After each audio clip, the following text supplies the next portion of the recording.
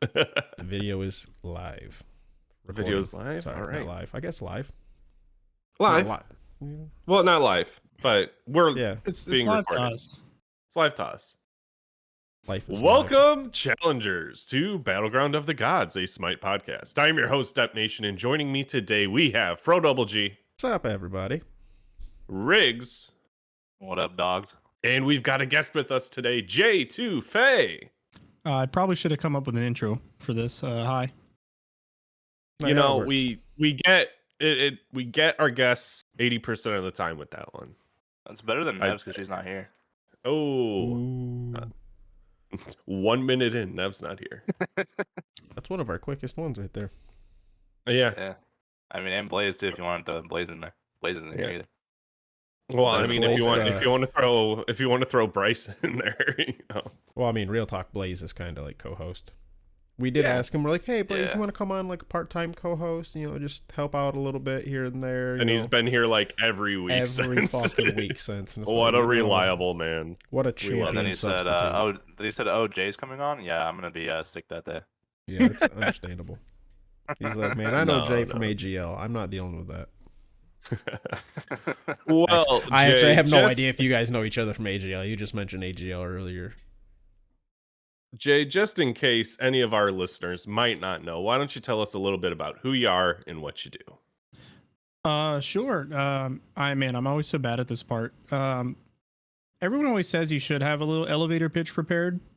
But I think it's funnier to not have one prepared. So I'm a Smite content creator. I guess I stream on the Smite game channel. What else? There's basically nothing else. Can I He does say what you are to Smite me? focused TikToks. Yeah. No, I Yeah. make a lot of content on TikTok and YouTube and all that stuff.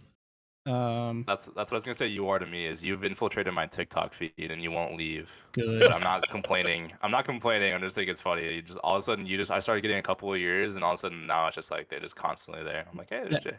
The algorithm has just captured you. Yeah. So can't you've done leave that. You've done now. a good job in that sense. Have you guys heard Congress trying to grill the Jesus trade Christ. secrets out of TikTok CEO for their algorithm? Oh my It's god. so Yeah. embarrassing. It's cringe. You're telling me if this is connected to my Wi-Fi, it can steal things from my other device on the same Wi-Fi? No, Mr. sir. Chu. That's No, not how sir. that works. To be fair, okay, real quick. To be fair, there are some legitimate concerns, right? Oh yeah. for But sure. it's Yeah, the for sure, way but- that they're addressing it. It's like, oh my god, this is almost. They're almost trying to this get is him in like a gotcha embarrassing. moment. Yeah, Yeah. It's like, almost like the judge, like the people like asking questions are almost like trying to get him to like fuck up. They're like, oh, so you're telling me you can do this? And he's like, no, that's not how that works, sir. Yeah. what if as someone who It's does on my Wi-Fi. as someone who does peruse the TikTok a decent amount here, I fucking love the new like meme render, whatever you want to go edit that's going around, where it's like, can I direct your attention to this video here? And it's the Congress lady, and everyone turns, and it'll just be the most random fucking video. Like, there's man. this one lady, fucking, I forget, it's like Trailer Trash Tammy or something like that. She like. It cuts to her, and she's just grabbing her titty and smashing beer cans with it. I'm like, oh my fucking god, this is gonna be one of the best fucking. I'm gonna ride this wave. It's gonna be great. See, those are great because they make my job so much easier on TikTok. I might drop some TikTok tea while I'm here, like how to beat the TikTok algorithm in 3 easy steps. You know. But yeah, no, those are so great. Anytime you see a video that says like made with CapCut or whatever, if you see the same 2 of those videos, immediately you need to make a video using that. Because at that point it means it's a trend and it's just starting. So that's what I do. I just scroll my For You page. As soon as I see the same trend twice, I like it and I'm like, I'm doing that. There you go. Okay. I think my favorite one from the hearings is asking someone a question, them getting 2 words in, and then reclaiming my time. You just interrupt them. and You've had a don't couple of let good him ones. talk. I'm trying to go back and find there now. Mr. Chu, if my jungler comes over and drops my blue buff and I'm not there, Sorry, how is this related to TikTok? I reclaim my time. I reclaim my time. The one where you've got Pedro Pascal eating the sandwich. It's just like me at peace in my ranked game after muting the entire team. Oh yeah. That's a good one. Oh, you're That's pulling up my TikToks. Yeah, that's what I was like. You've infiltrated me enough to where I remember some of them. There we go. I like it's how been we're now fun. back to that dude not only eating the sandwich, but now the one of him spitting it out for stuff that you don't like. I highly suggest. You haven't done one of those, Jay. Definitely suggest doing one of those. I've got like someone picks a Loki in my rank game, him spitting the thing out. Also, question for you, Jay. Since Sure. we're on the content topic. At Worlds, you were running around. You know, you were talking His to people. interviews. I know where this is going. May or may not have randomly selected me in the line. I don't know if you remember that. I was in line to do the Bolts meet and greet, I believe. So And you asked me questions, and I have yet to see that piece of content out. So here's the thing. I got back from Worlds, and that like post Worlds like depression / burnout just hit. Mm-hmm. And that SD card has not left my camera since I got back from Worlds. I'm gonna do something with it eventually. Mark my words. It's gonna make its way onto the content sphere you got somewhere. 2 months to hit up the 6-month reunion, right? Catch right in the. This is the 6-month reunion. That's true. Right. We gotta cash in on Throwback Thursday. Yeah. Okay. Well, why don't we hop into our games this week? You know, we're Smite gamers. We play Smite. We're Smite gamers. Pro Double G. How are your games this week?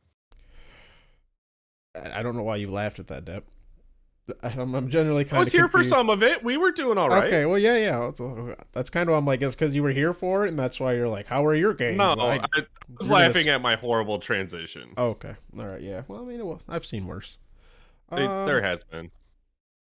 I played a few games with Zillion Beers, Bryce. Oh. Yep, and I hope Jing wins. Big Rick 20x. Yep. Well, you guys can imagine how those games went. Always fun. KDAs are irrelevant. You just kind of push your buttons. You enjoy the fact that you're smiting with friends. We did win a few, though. I mean I'm not going to lie.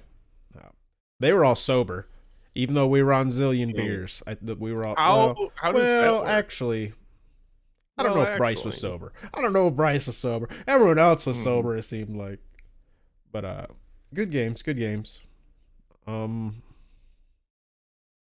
I've been trying to sneak in Vulcan because we didn't do our diamond challenge. We didn't announce it, and I'm like, hey, I got one more week because we forgot. Mm-hmm. He's just not it right now, man. It's just not it. Like, not for me. It's just not working in arenas, slashes. Like, you might be doing great in your conquest, people. I did fucking raffle stomp in a fucking assault with him. But that's kind of what I was like, got me back into it. I'm like, I'm going to try to sneak it in. And then I went right to the arena and got shit stomped. And I'm like, I don't get it. I spent 3/4 of the match top damage, right? Literally, top damage on our team. And at fucking like 16 minutes, I had like 40 fucking 4 stacks on my tablet. And I'm like, I don't fucking get this. Like, yes, I miss an ability here and there, but I cannot get this fucking thing stacked, right? Like, your turret doesn't stack it. I spent the majority of the game top damage, so it's not like I wasn't doing anything. It wasn't until, the hunter came in late game and started, pew pew crit crit. And it's like, I don't. It's not it, right? It's not it. I don't know, man. Fuck Vulcan right now. That's all I gotta say. Yeah. That's all I really got. I don't have any necessarily like standout games. I did play a lot. Oh, okay. I guess I did get a pentakill this week. I forgot there about you that. Go. There you that's go. Something I should remember. I was with Nev. She was streaming. Let me see if I can pull up the match. I remember this. I was watching stream. I'm hesitant to say. So instead, I'll hype up Nev here for a second. There we go. It was her second game on Surtur, and she went 11-0-22. Right? So, sheesh. Doing some fucking work on Surtur for sure. We also had an 8-0 Persephone on our team, 5-1 Kurdanos, and a 0-3 Sylvanas. Everybody was playing very well, even the Sylvanas. I went 21-2 on Loki. Oh no, bro. And I got a pentakill. That's a stat line for sure. And no, bro. I don't remember if it was a quadra and then just not enough to get the 5th kill, or if it was a triple followed up with a double. But I remember it's like, oh fuck, that should have been a penta, but I didn't get my second one. Yeah. Well, no, because I think I remember the person was running away. They were running away, and it was just they were too far for you to literally get to them in time. Yeah, that's making sense. Yeah, so that was very unfortunate. I had to. Yeah, go ahead. Were you using the proc item build? Yeah. that's all I need to know. Seems I'm very confident in that. Yeah, I mean, well, it's Loki. I'm doing the same Loki build that I've been doing for fucking 5 seasons, because Loki build hasn't changed except for the one like fucking 4-month period where he became a tank. Like otherwise, it's been the same, right? It's Bluestone, Soul Eater, Jotuns, Hydras, Heartseekers, Crushers. All right. Now, some things have changed. Like obviously, I don't always go Soul Eater. Sometimes that's a Blood Forge. Hydras get swapped out sometimes. I was just desperately running out of mana, and I was pretty free to do what I want. So a lot of times instead of that, I'll make it a serrated if I'm wanting to stick around, because I think serrated works a lot better on Loki. But on this one, I was being an absolute fucking menace. And what was my damage here? Let me go to the charts real quickly. Yeah, I had 27,000 damage. Highest damage on the field. Now, granted, our purse had like the same, and that was right behind us at 25. Yeah, that's a mage though. Mage kind of just do damage for free. You know what I mean? They just get top damage. Yeah. Yeah, I always knew you were the smartest person I've ever met, dude. This dude's already spitting shit. I love it. I just have to spread propaganda no matter where I go. Here's the thing though, and I don't usually like try to harass people at the end of match lobby or like tell them that what they did was wrong or anything like that. But I did have to let the cuckoo on the enemy team know that he was wrong. And I just was very politely, I'm like, GG's everyone. Cuckoo, buy beads against Loki, or Loki will focus you. Mm-hmm. He went 1-14, and I was at least 9 of those fucking deaths of his. The dude went Aegis and sprint. It's like, okay, well, you sprinted and then Aegis my ult, but I just still kill you with the rest of my kit. You still got stunned, so your sprint was wasted, and you're still just sitting right in front of me, so cool, your Aegis just delayed it for a second, but it's gonna happen, and you're gonna die.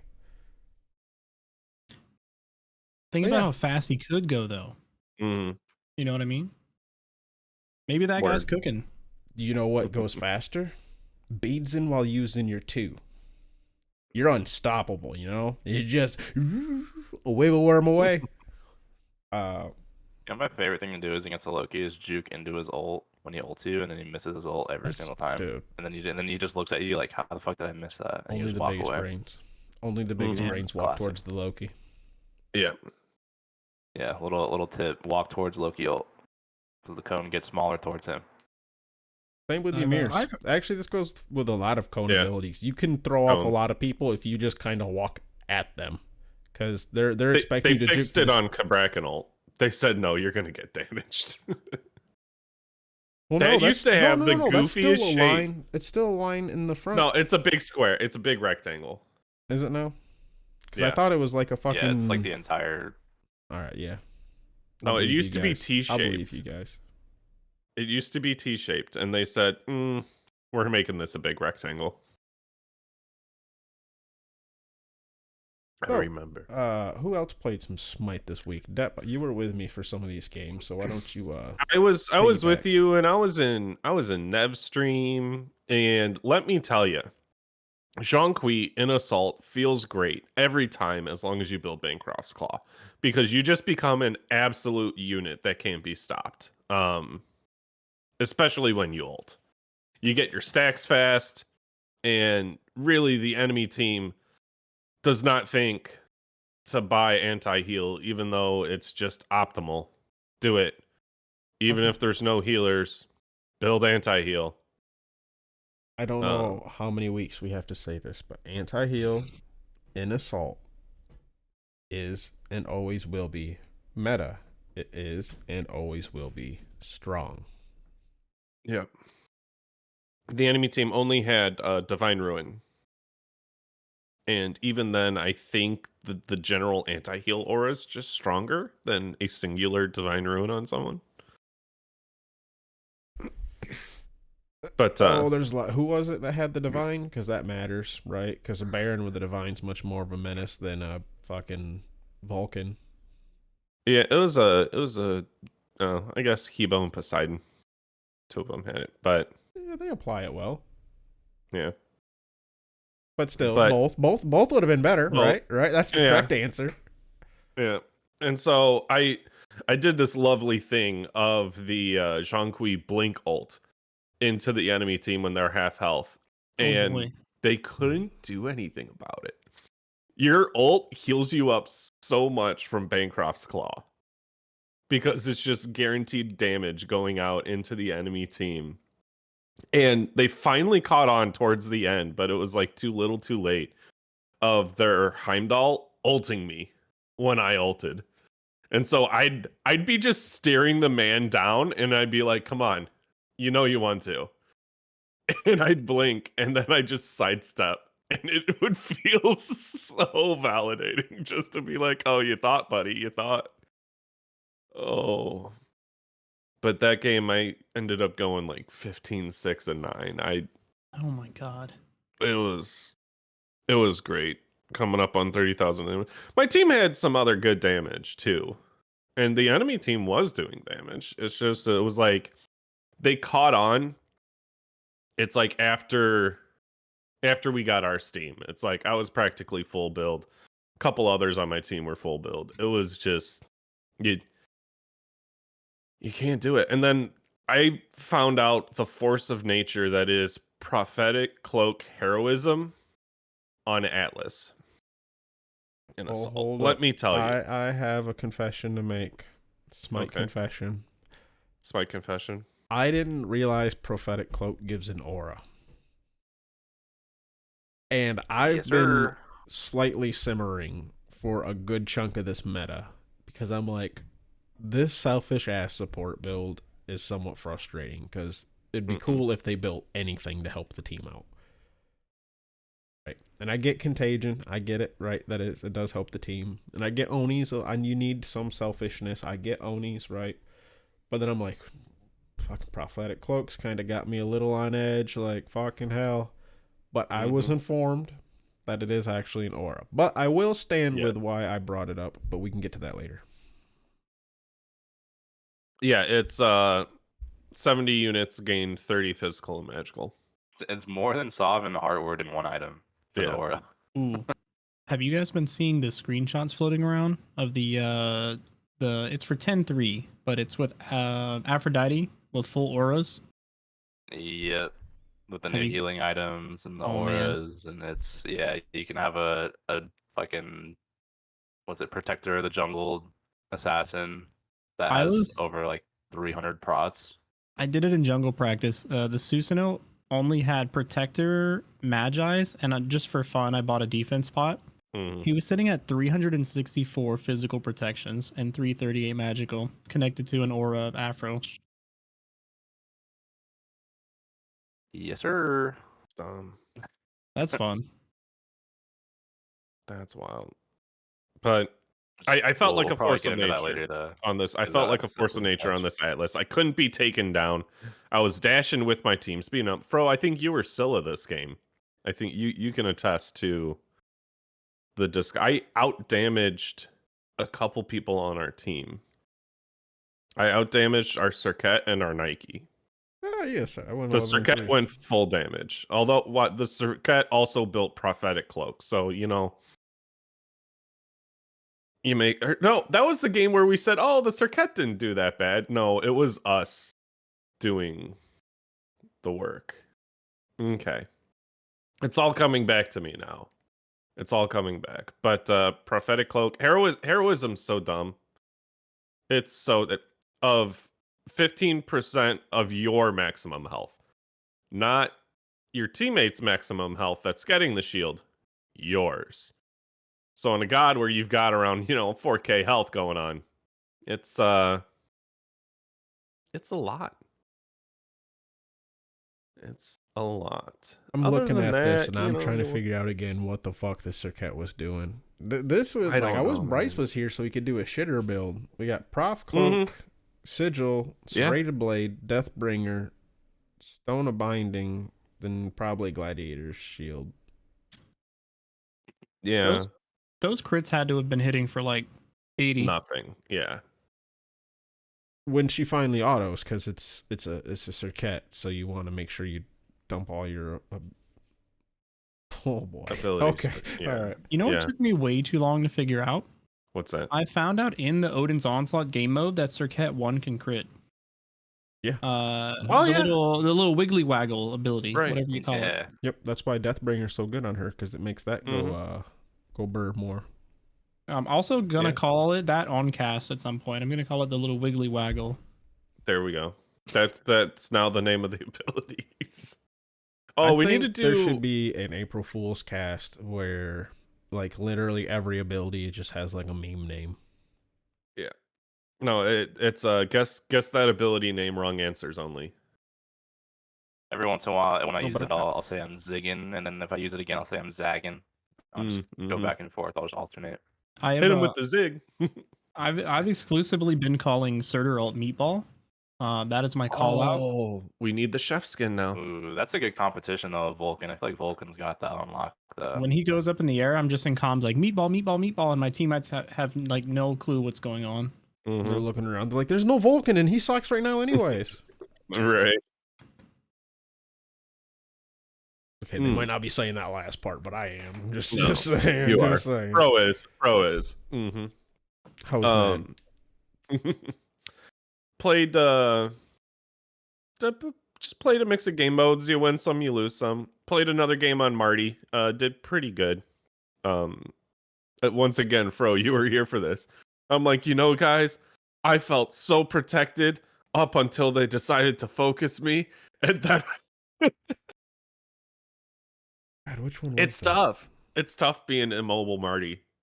That was yesterday, 17 hours ago. It was you, me, Bombi, Kit Kat, and Chip Skylark.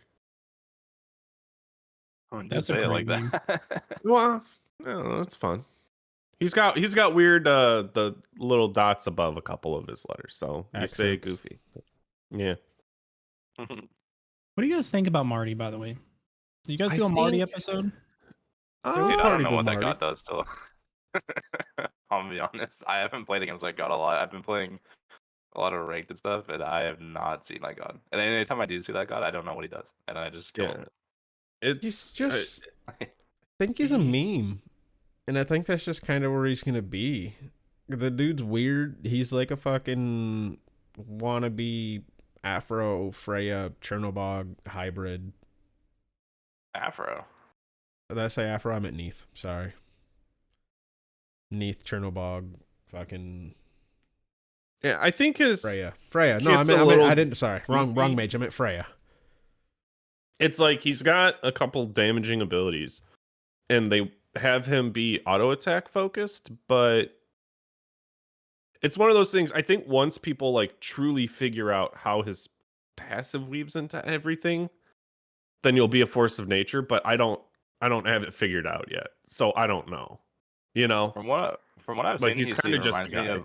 It reminds me of like AMC, but I don't know which one I'd rather have because I don't really know what Marty does, but I feel like I would rather just have AMC. Marty has that grass though. The grass is I fun. mean, the grass is the grass fun. makes you zoom, but here's like Zoom, you zoom, zoom zoom. for such a short amount of time. Zoom, zoom, zoom. It's like it's almost not really even worth it. Because his whole thing is like prot shred, right? Like he's got his old fucking mega prot I shred. think like, so. something Yeah. like that. Is it a big number? I think the I don't ult think is it's like that the big huge. prot shred. The Mine- prot might shred's not be that big. significant. Yeah. Yeah, I his think ult is 40%. I think sincerely, if we were in any other meta, I think this god would be like one of the best gods in the game. There's just so much protections. Yeah, I think we're in such a like a I don't know if it's underwhelming. I'll just say whelming. We're in such a whelming hunter meta right now. Yeah. Someone said AMC. That's a very valid comparison. That's what he reminds me of. I don't know Yeah. who I would rather You have, know, him or I AMC, say because they're a both meme. kind of immobile. I say a meme, but His then Jay prot brings up a shred good is- point too. You know, It's like 5% and is it the stacks meta. 8 times. So it's what, 40? 40. Yeah, if you hit all the stacks, yeah. If you hit That all. was whenever they decided, hey, screw it, let's make AMC OP. I think they just gave him 40% on his stinger, right? Yeah, and it's his is just- instant though too. It's Yeah, dwindled that's what I'm down ever saying. since then. It's 10% Well, now. his is hit or you're fucked, right? For AMC. This guy, it's a stack and you got 12 shots to get 8. I think it's a little bit more than that because it's a hit or you're fucked, but it's also on top of that. If you hit, you can potentially hit It's again. instant, yeah. Yeah. Right. Yeah, you got So, that cooldown. Yeah, it's sick I if you don't can know, hit with that's the what he root. reminds me of. If you can just Yeah. root him and immediately go up into the air and just blast him. Yeah. Yeah, the explosion, his two's goofy. Having to explode it. Have you guys because here's my experience with Martigris, right? Every single game he's in, especially Assault, turns into like a little hide in the grass mini game. It's it's not Smite anymore. It turns into like a different game. Where either my team or the enemy team will all stack up inside the grass, and we will just invisibly cast abilities at the wave, or we'll just wait for someone to step up, and then all 5 people just jump on that one guy. I think it depends on the enemy team too, because if they have a cuckoo, like they'll figure it out. Oh yeah, Hear me out. That's not that fun. Yep. Sometimes. It's fun once. It's fun once. It you know, depends. like See, he said every time. yeah. That's where it's like, ugh. we did one game where our Marty built full cooldown reduction, and we were just slowly making grass and making our way up the lane. Like it would just put down a patch of grass, and then we would just slowly march forward. And this I'm gonna reinforces go ahead the and meme suggest argument. this for Jay, so you can go ahead and do it with your community sometime when you're streaming. I did it with BMT. It was fucking fun. One of the game modes where you can pick the same god and stack up with cooldown. I forget which assault it is. Like All Out 2.0. Man. We did 5 Martys and then would just fucking cover all over the place with grass. Like at one point we went from T1 to T2 laying grass down. Mhm. Yeah, it was good. It was good. That sounds like a lot of fun. I've got to Highly suggest it. Highly suggest it. Especially like you go to defend your tower and your whole tower, everybody's invisible. Right? Like step up. You can't see us anywhere. that does bring a smile to my face, honestly.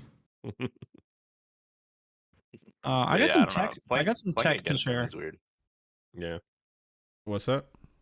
I got some tech to share based on my Ooh. week of Smite games. Let's hear it.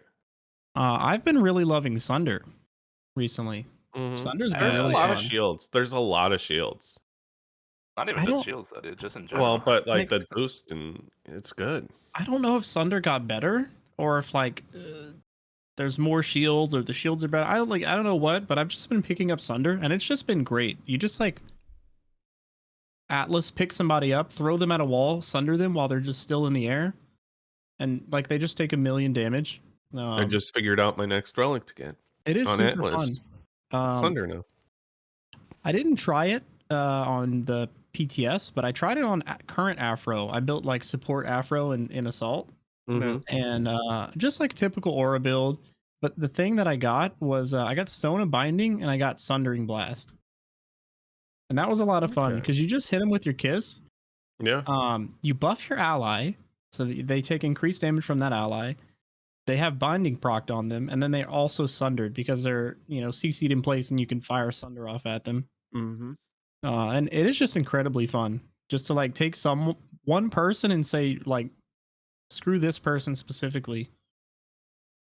I'm surprised how many people satisfying. aren't buying Carapace Shard for like that same exact reason. Because I've been a big fan of that on tanks. Like, dude, like if you're on, for instance, Atlas, like you just said, you get a good old fucking pluck on. Let's say you don't even get the pluck, right? Let's say you don't, you just kind of miss and you get the pull where you pull them towards you. But if you pop that thing first, like pull them towards you, bop, and then they can still get shredded. Yeah, or if you do get the pull on them, like you said, throw them into a wall, and then you get your big AoE attack after that. I don't know if it's always guaranteed. It seems like it is after fucking... I don't know when it actually comes up. You grab them successfully, and then you have to do the whole wind-up, you know? Yeah, but you got your good old bopping, shredding them right afterwards, and they're probably in a bad spot, right? We're pinching them up a wall, we said. But they're trimbled and not shredded. You know, as much Atlas as I play, I probably should figure out the conditions for the bonk auto. I know, right? You hit a minion wave, you get a pluck. You do something with your abilities, and you get it. Yeah, it's interesting because Maui came out. I think it's doing damage. Like Maui came out, and I instantly figured out how the Maui baby pull worked because I was like, man, this is cool, man. This is gonna be awesome. I still don't know how Atlas Big Bonk works. Yeah, I also say bonk every time. With it, I mean, that's fair. That is what it is. Oh yeah, you gotta try it. It does more damage actually. You gotta go bonk when it hits, and I'm convinced it does like 10% extra damage. Yeah, doing autoing and doing damage builds it up, and then after a while, I'm with you on Sunder, but Sunder's sick. I think it's so fun, especially if you're playing like Guardian or like support, Conquest, or like that. There's an AoE one. There's an AoE upgrade as well now. Yeah, the blast. Oh yeah, it's and fun. like doing 15, it does 15% of their health as just true damage right off the bat, and then obviously the shield, and it makes them take more damage. But like, that's nothing to like scoff at. Especially just like, it's just annoying too. Like it's such a deterrent too. Like even if you do it to someone and they're not under any threat, you just sunder them. I feel like it's an immediate like, it's like a warning. Like hey, it's like a warning shot. It's like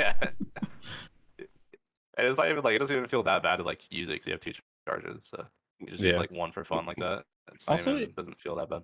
It's really fun because you can build 4 items as a support and hit basically max protections, and then you can go like a Divine and a Soul Reaver, and then also do a ton of damage, and then have a Sunder as well, and then just do more damage, and then you just are also super tanky. Like, bro, don't tell the supports out there that they can hit prots with 4 items. That way they don't have anything to bitch at.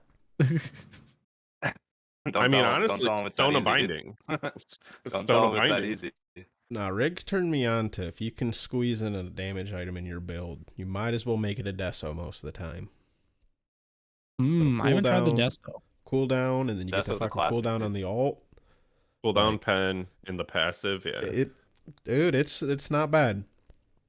Fifth or sixth item. Ridiculous. Give it a shot. I'm usually a Reaver buyer, like a last item Reaver buyer on supports. Bad also. But most of the time it's a Divine. Because my mid laners don't buy Divine. That's fired, but yeah. Which I don't know why. That item's kind of good. Yeah, I'm operating under the assumption that your mid laner knows at least to build Divine, and then you build Deso, because it's like utility at the end of the day, right? Utility is best for supports, I would say. So Divine number 1, but if you already have Divine, then Deso, because then it's a different type of utility, right? You're in a big fight, get a Deso proc, all of a sudden you have a Geb shield up faster than you would have before, and then you can cleanse somebody, and then they get a kill, you get an assist off that, then you get another Deso proc, and you can knock up again. It's like it's fun. I have a sleeper pick for my games this week. Let's hear it. I don't know if anyone shares the same opinion. I think this guy, it's got to be busted. With how good Tablet is. It's Raijin. Now hear me out. I see some confused looks. I've played against some Raijins, and I'm trying to remember if it was the comp that caused them not to do well or what. But let's hear it. So if you're just going the normal proc build, plus like a Divine, you've already got so much chain lightning in your kit. Like you're gonna chain lightning through their entire team, and you're guaranteed to get some tablet procs off. When you're stacking tablet, you also get like 2 stacks. If there's at least 2 gods, which most of the time there is in mid, if you hit your 2-1 on the wave, it's gonna chain to like their mid and their support, and it's gonna like bounce around, and you're gonna get 2 tablet stacks every time. Interesting. Yeah, I think it's pretty good. You're getting not Reaver, Soul Gem procs constantly. I'm building Reaver on that god as well, and then Magus, just like the typical pendulum procking mage build. And I think his ultimate, like when used for damage, I think it's probably one of the worst mage ults in the game. But when you use the taunt, like I think that's one of the best mage ults, man. Okay, all right. I was like, well, I don't know, man. Fucking classically, we've always talked about how you fucking taunt damage, and you will wreck somebody. Oh yeah, I think the damage has kind of gone by the wayside, like for maybe the better part of a year. They've nerfed it a lot, yeah. Since like Raijin Thoth meta, when we were building double flat pin. But man, if you've got a team like even playing with you even a little bit, like essentially a 5-second taunt is hilarious, I think. Well, yeah, because then your Atlas can sunder and grab them. Easy peasy. Oh yeah. My thing with Raijin is that he'll always be good doing damage if he's allowed to, but I feel like he's not allowed to that often because all of his abilities they have such weird interactions. Like his 1 super long to the full animation for it's super long. The 2 you have to use it and then auto them or hit him with something to then proc it. Yeah. His 3 you interrupt it so easily. His ult you have 4 hits, so you're not doing a lot of damage. Like you're not doing a lot of burst damage. Yeah. I primarily play like solo jungle. So if I'm seeing a Raijin on the other team, I'm fucking licking my chops, dude. I like he's easy money. Him and like Thoth is another one. Is just like give me that every single day of the week. But yeah, like you said, if he's allowed to do damage, he'll fuck you up. I had a TikTok I posted. It was a clip I took from Smite game. It was a Hades mid against me who was freezing the wave, which love that. He was freezing the wave. I was like, "Are you freezing the wave on me? That's so lame." He steps up, and then I immediately just like Raijin taunt him 4 times into my tower, and that's got to be one of the greatest feelings, man. It's so annoying being caught in that too, because there's not much you can do. If you have beads, you can beat it, but like if you don't, then it's so annoying. Yeah, do I beats the first taunt and then just get taunted 3 more times, or?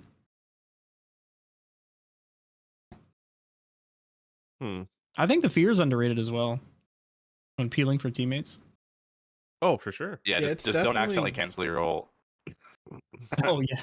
Which is a classic story I have. Wait, how do you do that? When I first switched over. I first switched over to Fear's PC. 3. Yeah, how do you cancel your ult? PC, and I was playing. I was playing Raijin mid, and DM Brandon got in my game, right? Oh. DM Brandon's playing jungle. Jay's eyes. He's like, "Fuck! I better finish this drink for this story." We're doing something. I forget who he's playing. It's not important. And we're fighting, and I'm playing Raijin, like I said. And it's like I just switched over to PC, so I'm still trying to get used to the keybinds and whatnot. And I go to Raijin ult to like fear the people away from him, so I could peel for him. And I went to go do that, and for some reason in my head, I just right clicked to try to like change the thing to the fear, and I just canceled my ult, and he died for it. And then I go back and I look at this stream because I'm laughing. I'm like, I know he's fucking fuming right now. I've told this story a few times, but I go back and he's like, "Dude, my Raijin just canceled his ult. Get this fucking guy out of my goddamn games." And he's just like freaking out and just going off. I thought it was so funny. This guy's banned from my customs forever. Right. Yeah, it wasn't even customs either. It was just a random game. Dude, what about that Ganesha that didn't have any kills? It's 30 minutes into the game and you don't have any kills. How are you full damage and have 0 kills? Classic. It's fun. Classic. I wasn't around the Smite community for all of that. I came much later. In like season 7, I started playing, and then season 7 Worlds was my first I watched.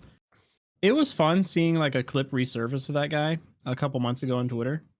It was the Afro versus Mulan clip of him just missing every single ability in a 1v1. He dies in a 1v1 after missing all his abilities and see, that's the worst part, because if my team didn't suck so much, I would have got that kill there. Yeah, I love it too. It's not even just like one rotation of abilities he missed. He missed like 3 full rotations of Afro abilities. Oh yeah. And then immediately dies and goes, he blames his jungler immediately. Yeah, it's like, my team didn't mess this up for me. Like, blah, blah, blah. That one's a classic. Man. What a world we live in. Do you have any more games, Jay, or should we move on to rigs? Oh, speaking about anti-heal, my pastime, yeah, in arena and assault, especially because arena players don't build anti-heal, is I just like to build every single green item, and it's really funny, to do like all the healing and never die, and be like the raid boss, and then just at the end of the game in the post game chat, just GG. Hey guys, by the way, reminder to build anti-heal, or this will keep happening. Yeah. They don't have it figured out yet. I hate it because like the one time I decide, this is literally the one time I decided to get cringy in an arena and told everyone on the team to go, we're going full healers, right? I end up against, and you might recognize the name, Jay. We go against fucking Glacier, and oh man, yeah, his group that he plays with, dude, there was so much fucking anti-heal on every single one of them motherfuckers. Like, every person, 2 items at least. We're talking multiple tainted, multiple brawlers, multiple fucking divines, pestilences, dude. This Thanatos is building Toxic Blade. Yeah, dude, it was literally like that, and it was like, oh my god, come on. And then Glacier messaged me, he's like, you deserve this, you fucking 5 healer stack. I'm like, no, we do. I know we fucking do, but come on, like, we didn't have to get an insta karma to you, motherfucker. I was waiting for you to say, yeah, and they just happen to have a Cerberus on the other team too, and just every single possible thing that could go wrong. Cerberus with Tainted Amulet is phenomenal because it doubles down on your passive, essentially. Yeah, Cerberus with any anti-heal's really good. Well, I mean, any god who can get an item that doubles down on a passive or part of your kit, a core part of your kit, feels great, right? Yeah. Especially if the item's good. Right. Like Spear of Deso with Raijin. Everyone's missing. Well, I mean, I won't argue. What the fuck is Raijin's? What's Raijin's honestly, passive? if you pick up Deso and Chronos Pen on Raijin, you will feel like you can just push your buttons always. I will not argue about that. And that's where Jay is right. If you're allowed to just push your buttons constantly, you will do damage. Oh yeah. I will say there's about a solid 70% of the gods in the game that I don't even think about their passive on a regular basis. Raijin being one of them. Well, it's because it's so subtle that you don't even realize it. It's for every 5 abilities cast, Raijin reduces the cooldown of all abilities currently on cooldown by 2 seconds, including the ability he just cast. Right. And it makes his basic attacks wider. That's what the drum is, right? When all 4 of them are lit up, the next ability you cast is going to reduce all abilities on cooldown by 2 seconds, which includes your ultimate, which is part of the reason why that in Chronos Pendant, like, it's doubling down, or if you get the Spear of Deso. We're back on Raijin again. The dude's not even in meta. It was full circle. Jay's like, hold up, but hear me out. I've got some sleeper picks I've been playing. I got a couple more to share with you guys. Okay, let's hear it. Okay. Chiron. I want to get your thoughts on Chiron. I think that god is kind of good. I don't think Chiron ever falls out of meta until it's a 100% crit meta. Otherwise, Chiron's like an ADC Agni plus, right? Whereas, and then he's got his one that could just that's why I said Agni Agni plus. Shit. Yeah. Right, it's so fun because he's got so much utility in the kit. He's such a blend. Yeah. He builds like ability items well, like maces. He builds kins really well. Okay, here's a little wombo combo. So a lot of you guys probably know this, but for any listeners, kins and like Titan's Bane have a fun little interaction. Where Titan's Bane, the pin applies to your Kinsai procs. Same for Odibo. And that item's kind of good right now. So you can just slam a Kins in your build with a Titan's Bane, and you're just going to be slamming, man. I think I bring this up all the time, when we interviewed Venenu, and he mentioned even when he plays Chiron mid, and Chiron was an example, he's like, yeah, I just throw a Titan's Bane on there. Or not Titan's Bane, a Kinsai, because at the end of the day, you're still a hunter, and you will do good auto damage. Yeah. And like, he's talking building full fucking mage, and he's like, yeah, you're just the one item right there. And of course, I'm assuming he's going mage, so he has the Titan Bane, right? Yeah. I'm gonna take that as me playing somewhere near the level of Venenu. I'll take that as a compliment. Yeah. I'm 100% with you on Chiron. I think Chiron is one of the best mids in my opinion. I don't think he's a hunter. I think he's a mid. I think he's a mage. We're just on the same level. Mid. Yeah. I think his early pressure shits on every other mage, and he scales pretty well. Oh yeah, he's fun. There's nothing better than you can get the build super good proc items.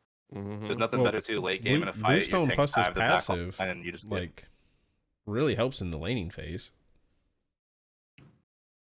You get that late game in a fight, your tanks dive their back line, and all of a sudden you get Chiron snipes helping you out from all the way across the map. Oh yeah, to help dive through walls. I play him as like sort of crazy. He's like a physical Thoth, but that can also do objectives. Because it's just really fun when you're fire giant dancing, and you just start off the fight with just a Chiron snipe onto their backline, as your like solo laner and assassin are just diving them. A huge part of his kit that everybody underestimates is his 2 slows, right? So that allows for a better chase, and it reduces protections. Like don't hold that 2 just so you can have that fucking sweet I'm gonna hit you because you're out of my range auto. Dude, you get that fucking first auto on that dude, fucking 2 his ass, right? Just get right at it. Shred that prot, slow him so you can hit your autos more effectively with him with a reduced protection. Just do it. Trust. It's a percent reduction as well, 5%. I hadn't even thought about that. And it's just the mark. The mark is what reduces their protections, not activating the 2. So hitting anyone with an auto or training exercise. Automatic 5% shred. Is it just the mark? I thought it was you had to. Okay, so hitting the 2 is the slow. It's the mark that shreds, right? Yeah. Okay. Yeah. All right, it's interesting. We're learning today, Jay. We're learning today. The part about the mark and the shred is not mentioned in the passive. It's mentioned in the 2. In the text. The ability to text. Yeah, there's a couple abilities like that. Like I think it's kind of hard to tell on Cthulhu's Ultimate 3 that it has a heal, which is why he's a healer. Next update for Assault. Oh yeah, that's a fun change. But he's only a healer if you have enough health to heal. Yeah, and it's only in his ultimate, and it's only if you use that ability. Someone brought up to me, because I'm not happy about Cthulhu counting as a healer. Someone brought up to me, he's like, he's got sneaky heals. It's very comparable to Shiva. I don't give a fuck about Shiva being a healer either. That's bullshit too. Fuck. I am a Shiva hater, personally, after this week. I played a bit of Shiva as well. Jay, you know what, Jay? You are quickly becoming one of our favorite guests. You know, just really. That guy fucking sucks. I just, oh man, like obviously his double knockup is threatening. Yeah. Because in my opinion, right, if you're a solo laner diving, if all you have is damage in your kit, I think you're going to be out damaged by the hunter. Because if you're just damaging them and they're damaging you, their crit is just gonna, it's just gonna hurt. But if you've got like some CC or whatever, and they can't damage you while you're damaging them, you're probably gonna own them, especially if you have any follow up at all. Yeah. But I think the ult, man, the ult feels so unimpactful. Like, it's so bad. It might be the worst ability in the game. You don't heal at all. The damage, I literally was ulting. I did all the damage ticks on the enemy backline, and I was just seeing their health bars just go up, man. And I was just like, this ability sucks, man. I think it's only really good. Just 6 seconds of CC immunity. Yeah. And combined with his 3, it just adds a whole level of frustration because he can go in and out and do what he wants when his ult's up. But I'm with you. Like, it's just not impactful. And it doesn't heal worth a fuck. No. It's not a healer. Nope. Cthulhu's not a healer. He's a worse Wukong, and Wukong's not that good either. All right, I would take some damage or like more movement speed. I think it would be interesting if you were faster and you could like weave side to side and like. He's already too fast, in my opinion. In that. Yeah, I think that could be frustrating, but like the damage is so negligible. Okay, real quick, we're talking Shiva ult. If you want to make it impactful, one of them should be an intoxicate, right? Like. Oh, that's a great CC. Or intoxicate or a tremble, right? Yeah. So you could either, I mean, you could probably just add that just in general, like his ult just does like a little baby in tremble. General. Yeah. Yeah. I think that alone, because it's a big area, right? You know, imagine a moving Bracken tremble. It's just not doing, I don't know the damage numbers, but it would be similar to that, or you know, combined with the CC immunity, right, and the options. Mm-hmm. But I think again, if we put the tremble on all of them. Right, or maybe you can mix it up, right? Tremble on this one, intoxicate on this one, slow on this one. And for the third, add a blind. Know. Or, no. No, get the fuck out of here, Depp. A slow. We'll say a slow is fair, right? I think we need more gods with blinds. Yeah. Because I want to make a... I'll just turn my monitor off. Blind. I want to make a full blind team. I was theorizing this the other day, like a Loki... Ra, Shibalanke. Mm-hmm. I don't know who else you could put in there, but just like I just want to make the other. Count. I've actually gone over this a few times in the Olympian one, in the Olympian Discord. Oh yeah, we've talked about blinds a few times. I think you do the hippie Bacchus skin is like the worst one. The worst, yeah. Oh, is that the pay to win Bacchus skin? That's a skin advantage for sure. It's like the Loki Infiltrator and the Loki. Oh, what's the other one? The white one version of it. I love the Iroh Bacchus skin so much, man, but I think the ult is still bugged on that skin. Is it? Yeah, I've used it recently. I'm not sure. It is. Yeah, the pay to win Bacchus one is just because it slaps a fucking rainbow all over your screen, and it's just hard to distinguish stuff. It feels so bad to press your ult as Iroh Bacchus, and the ability does what it does. Like, it does the intoxicate, it does the damage, but you have no visual effects or anything. So it just feels like a wet noodle, man. It's amazing. Okay, well, gotta ask you this, Jay. You've answered every question so well, and maybe we'll move into questions after this. But what is one of your most satisfying abilities to cast or to hit somebody with in Smite? We have some classic contenders on here. Satisfying abilities. I could say this is low hanging fruit. So I won't pick it. But I will say what it is. I think the Awilix, what do you call it? The one? The knock-up. The 3. Get rid of the 3. The 3. The 3 is the knock-up. I always forget which one is Suku and which one's the knock-up. Suku's the one. Well, Suku's both of them.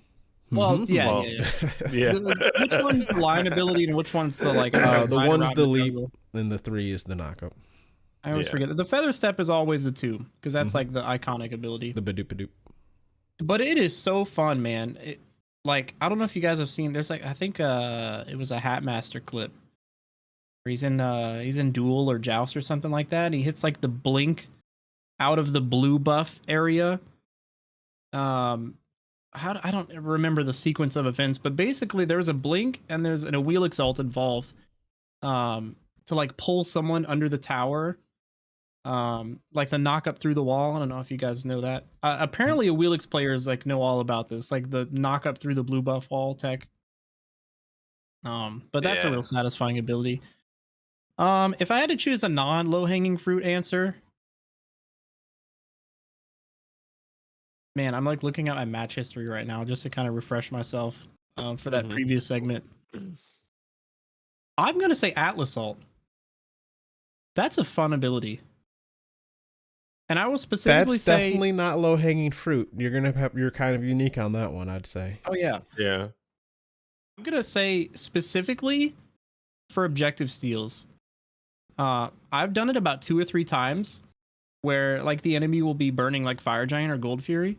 and I'm like had to back to base because like they won the fight right before it or whatever, and they poked me out and I had to back. I've had like 2 or 3 times where I'm walking to the Gold Fury like as fast as possible, and I see them burning it, and I just like insta throw my ult down and shoot it out, and we'll steal the objective with the laser. And that's got to be like the best feeling ever. Just boom, shoot the laser, and then you just see objective secured. I'd have to say both were pretty unique answers. Yeah. I'll have to pull up the clip and show you guys at some point, but man, that's a fun ability. I'd say, yeah, usually around here we just go with the tried and true Gilgamesh dropkick or Fafnir hammer. Ooh, those are always our good fallbacks. Blast, dude. Raw ult. Yeah. Max range raw ult. Now is dropkick is satisfying, but is it the best ability to ever come out in Smite? The best ability? I don't know, but it's one of the most satisfying for fucking. It's pretty damn satisfying. Because there's something about the fucking this is Sparta fucking raking your ally like. Now there is. Hey, you want to meet your minion? The name is satisfying. Steve. Bam, and just fucking boot him right in someone's face. Like it's satisfying to me. I'm also a 1-star Gilgamesh. I don't know if this is relevant, but it's maybe relevant. I'm not a diamond warrior on any god except Gilgamesh, and I got a star. Whatever. I don't know if you guys remember release Gilgamesh, how just like overtuned that god was. Balanced.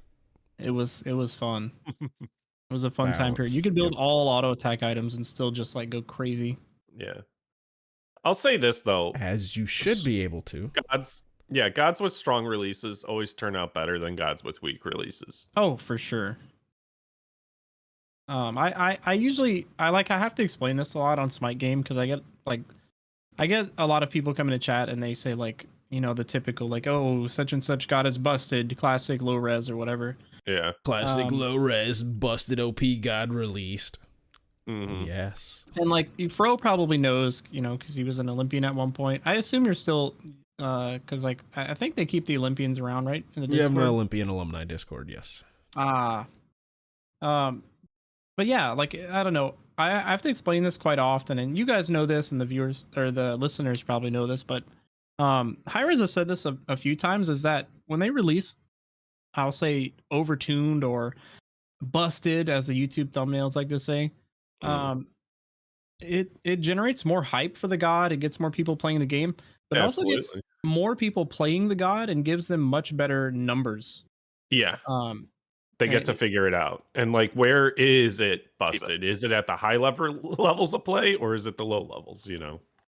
Yeah, it gives so much more data to actually like get the god where it's supposed to be. Yeah. Yeah, if a god's not fun to play because they're shit upon release, nobody's going to play them, and they're not going to be able to get actual like statistical numbers of where exactly are they bad, right? Yeah, right. I didn't get to play like Baba Yaga or like Mulan, but like those are like the classic releases I think of when I think of like undertuned. Oh, you're so young. You're so young in your Smite career, because I went right to Kabrakan and Daji, my old ass. My first god release was Tsukiyomi. Daji that was my first god release. I'm a little baby Smite player. Suki was a pretty strong release. I feel like he was strong because I was like very strong. I had my little baby. That was a good example where like people played him enough where they realized, you know what makes him so strong? Knock up immunity in his 2. The fact that can't be interrupted at all, right? And of course they tweak numbers and shit like that. Not besides that, but then they realized like, no, ultimately we need this to be interruptible, because that will make it so he's not so dominant in solo and push him out of there, and just make it so people in general disarm, a stun, and knock immunity all in the same ability. Yeah, right. He had Bologna's entire kit on his 2. That's It was funny because I got to experience Tsukiyomi from like the reverse POV that most people got to experience on launch. My buddy was like a level 150 Smite gamer when I was like a little baby level 5 gamer. And we were just playing arena, and I was learning my buttons and stuff like that. And I feel bad looking back on it now, but this guy was just dropping like 30 bombs every game. And I was just like, man, this guy's really good at Smite. I now know that we were in the sub level 30 queues. Yeah, I'm sure he was absolutely just slaughtering his way through. Slaughtering his way through. Yeah. Yeah. There had to be at least one person that did not come back to the game after that. Yeah, Which, I if think you're that one person and you're listening, I'm sorry. I'd like to formally apologize. I think we all have alternate accounts that whenever there's someone new to Smite, we choose those because we're not focused on like blowing people out of the water. Like we're not picking Loki in arena and dropping 30 kills, you know.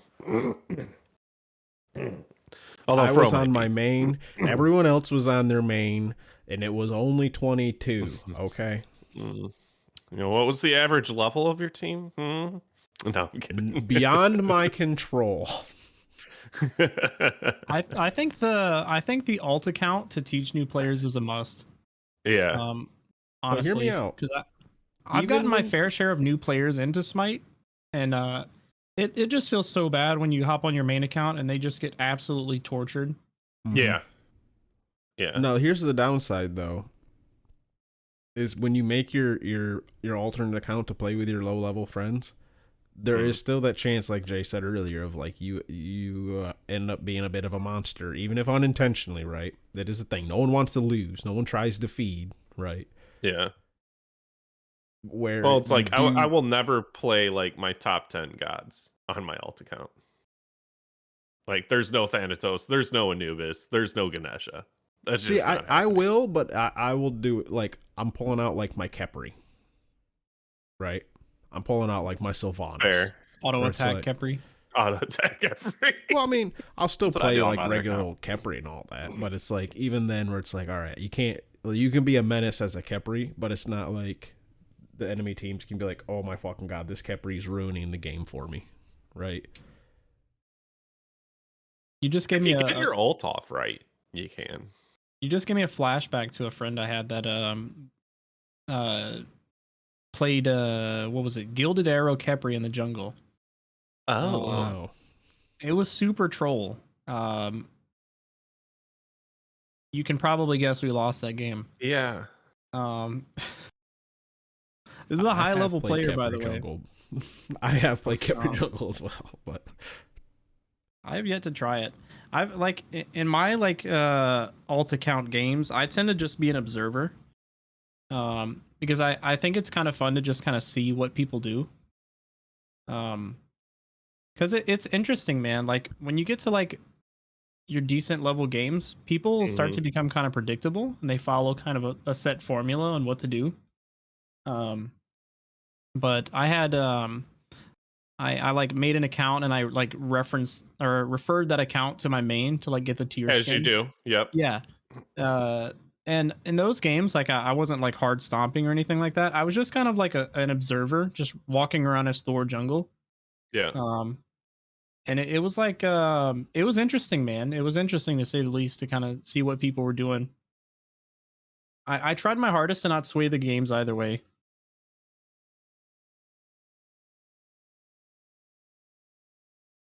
And a hard try it is. I think we still need to cover Riggs's games. Am I correct in that? Oh yeah, I can be quick. There we go. I do want to touch on Shiva though, because you guys made me feel so validated right there with your ult thing. Says, boy, do I have a way to fix his ult, right? Yeah. Get rid of the stupid the second part of it where it amplifies it. Just give them the Nike treatment and make the healing and the damage whenever you use them, make them the full amount. Don't give me a boosting option. And then give him a third option of like another utility buff or debuff, whether it's like anti-crit in the aura for his team, or whether it's damage reduction, or whether it's like another type of CC, like you guys saying, like a tremble or like a something. Like give him a third like utility, like give him a healing, a damage, or a utility. I really like that anti-crit aura idea. How many guys there's Ho Yi, right? Ho Yi and Geb with built-in anti-crit in their kit, both in their passive. How many gods have any sort of anti-crit in their abilities at all? in their kit besides that. I'm not opposed, Riggs. Yeah. And then Shiva, it would like, kind of give Shiva a bit of a niche of being like the anti-crit hunter, right? Or the warrior. Yeah, the anti-crit hunter warrior. There we go. Yeah. But I'm okay with that. Because like he already sucks. And then like all you have to do is just buy Ankh, and no matter what he does in his ult, he's healing no matter what, unless he only does damage. But usually people do the amplified thing and then the damage. And if you do the amplified thing, it also heals you, which means you're also getting Ankhed. And then it's just like, then you're even more useless. Yeah. That's interesting that we have no anti-crit warriors, because like I mean, classically warriors have kind of lived in the solo lane and lived to dive crit hunters. Yeah, I think the only god that has it is Geb, right? And then like Hui, but I'm not really counting Hui. Geb and Hui. Yeah. Yeah. I think it's just Geb's Geb got and the Hui, right? reduction. Hui has the can't be crit. What is it? Every What if 3 seconds. What if they Like 3 made seconds or Geb's something. passive into an aura? I mean, that's like what Spectral is. 20% Right. or 15%. Well, or it's something. I Wait, think is it's Spectral half an as aura strong now? as Spectral. Yeah. Yeah, you have to get hit 3 times and then it becomes an aura. Yeah. Oh, okay. Yeah. So it's like 20%. So you have to lose half your health and then it's an aura. Yeah. Which I guess to play devil's advocate, I don't know how many extra autos your teammates have to be hit by when you're only reducing their crit damage by 20% for them. Because for you, it's sick. It's like the spectral item built in plus the passive. So you take no crit damage at all. But you know, for your squishies, taking 20% less crit damage. Like, what is that? Like, is that like an extra auto to kill them, or maybe 2? Probably like 1, depending on how much crit chance they have. Yeah. Mm-hmm. We don't have our math professor here today. But yeah, I don't know. Give Shiva the ability to not get fucked by Ankh, and then give him additional utility. I feel like you don't need to up the damage. He doesn't need more damage or anything. It's like Jay said. Like you're never gonna out damage a backliner for the most part. Yeah. You're gonna out damage them by CCing them and preventing them from doing damage. So I don't know. Give him something. I don't know. He also is just not fun to me, but that's a different story. I also have I feel like me and Jay, you've got such a good brain in your head, man. Real quick, can we go back to Shiva not being fun? Could part of that be that he's just so fucking close range focused? He's just you just use your 1-2 and then you do nothing. That's all it is. Yeah, exactly. Yeah. You get your and then you just walk and you around. use them so close together that there's no You like just you're on walk around, do cooldown nothing. now. Yeah, it's a one-trick pony, and it's only right in front of you, and then you're just left autoing. Yeah. That's why I compare him to Wukong, because like Wukong's like similar, right? You just 1, maybe 2 of them, and like kind of just walk around, wait for him to come back up. I am such a Wukong hater, man. Yeah, that god sucks. I'm a Wukong hater. My general philosophy is any god that like presses an ability on the wave and then runs away. I can't stand that god. Cleo. Yeah, like Wukong, Loki, Cannot Cleo. stand Specifically, Cleo. like solo lane. The solo lane iterations of those gods, where they just kind of like hit an ability on the wave and then go sit under tower till next wave. Yeah, there's nothing more unfun than playing solo against a Cleo who just ults the wave and then walks away. Yeah. And there's literally nothing you can do about it, because by the time you can kill the ult, but by the time you kill it, it's already cleared pretty much the entire wave. So it's yeah, and they've got like a soul not even a leader at that point, and they're like full healing off of the wave. Yeah.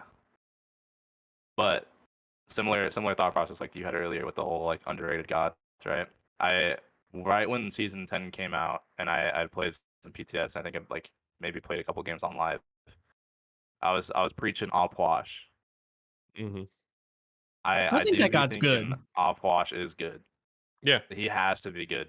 He's got similar issues to Raijin, where his abilities take a little bit of wind up to go off, and you can kind of avoid them and whatnot. But the amount of numbers he pumps out when they do go off is not comparable. Yeah. And like his ult is insane, bro. Like you cannot avoid his ult on the Conquest. Dude, it does so much damage right now. Oh my god. Oh, yeah. It they used keep to trying not to hurt, tune but him it fucking hurts right now. It hurts. Yeah. It's good. I've got a team concept I like to run sometimes that involves Opwash.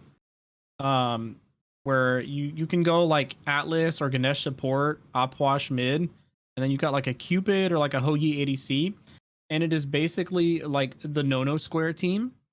The no-no square. where you just plop down like a Ganesh ult or Atlas ult with a Pwash ult, and then like you throw like a Hou-Yi in there or like a Cupid, and you just make like a circle / square of just death. And it's a lot of fun. It's super fun. I feel like Cupid would be really good for the cripple. Oh yeah. I'm really liking that with the Cupid cripple. You got the good. Atlas shred, and then the Alpwatch just destroying the Ganesh square. Yeah. Well, see, Ganesh, they got to be on the line, whereas Atlas, they just got to be in the circle to be taking the damage, and it shreds. Do they? Surely their protections are reduced inside the Ganesh ult, right? Who are you calling Shirley? I don't think so. Not inside it, but if they get hit by one of the lines, they get hit by it. Yeah. Oh, so they don't. Nothing happens for just being in there. Nothing happens inside there, right? Except that they're trapped inside. Yeah, they have to stand there while you look at them menacingly. Okay, surely Atlas ult is just better for that then. Yeah. Atlas Cupid Pwash. I mean, if you could get them to go across and take the Ganesh damage, I think that would be better. Right, and maybe dropping the Cupid ult and the Apwash ult is motivation for them to get out. Yeah, but they ain't moving in that. I mean, if you're dropping that much, they're fucked no matter what. Yeah. I mean, let's be real about it. That's what it is. It's fun. You gotta like funnel them into the little corridors over by Soul Lane, by Fire Giant. I forget when it was. There was like an SPL game or someone was playing Artemis, and they had the entire like back harpies little corridor full of just Artemis traps. Their entire plan was just like get them to go on us. We'll have them get like stuck in all these traps, and then we just own them. Yeah. But yeah, Alpwash, good. I think he's sneaky underrated. And Fiction Vault.